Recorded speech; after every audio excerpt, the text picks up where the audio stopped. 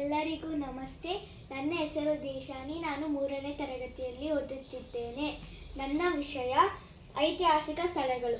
ಕರ್ನಾಟಕ ಮತ್ತು ಲಡಾಖಿನ ಐತಿಹಾಸಿಕ ಸ್ಥಳಗಳು. ಲಡಾಖ್. ಬೆಂಗಳೂರಿನಿಂದ ಲಡಾಖ್ ಸುಮಾರು 3100 ಕಿಲೋಮೀಟರ್ ದೂರದಲ್ಲಿದೆ.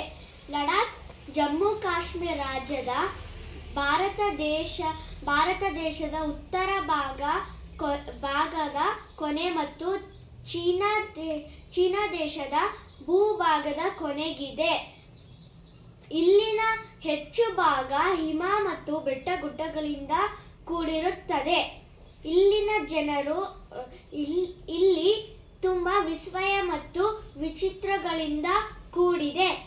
ಇಲ್ಲಿನ ಪ್ರಮುಖ ದೇವರು ಬುದ್ಧ. ಅದರಿಂದ ಇಲ್ಲಿನ ಜನರು ಶಾಂತಿಪ್ರಿಯರು. ಧನ್ಯವಾದಗಳು. ಕರ್ನಾಟಕ.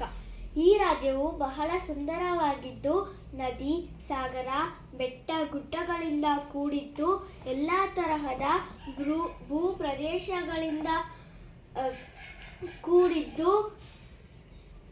ಕೂಡಿದ್ದು ಈ ರಾಜ್ಯದಲ್ಲಿ ಹಲವಾರು ಐತಿಹಾಸಿಕ ಹಿನ್ನೆಲೆಗಳಿಂದ ಕೂಡಿದೆ. ಅದು ಸಾಕ್ಷಿಗಳು, ಸ್ಮಾರಕ, ದೇವಾಲಯಗಳು ಕಾಣಸಿಗುತ್ತದೆ. ಐತಿಹಾಸಿಕ ಸ್ಥಳಗಳು: ಹಂಪಿ, ಬಾದಾಮಿ, ಮೈಸೂರು, ಬೇಲೂರು, ಐಹೊಳೆ, ಪಟ್ಟದಕಲ್ಲು ಮತ್ತು ಹಲವಾರು. ಧನ್ಯವಾದಗಳು. नमस्कार, मेरा नाम देशानी है. मैं तीसरी कक्षा में पढ़ रही हूँ. मैं आज लद्दाख के बारे में बताना चाहती हूँ. लद्दाख जम्मू कश्मीर राज्य में भारत देश का चाइना बॉर्डर के पास है. लद्दाख कर्नाटक से 3100 किलोमीटर दूर है.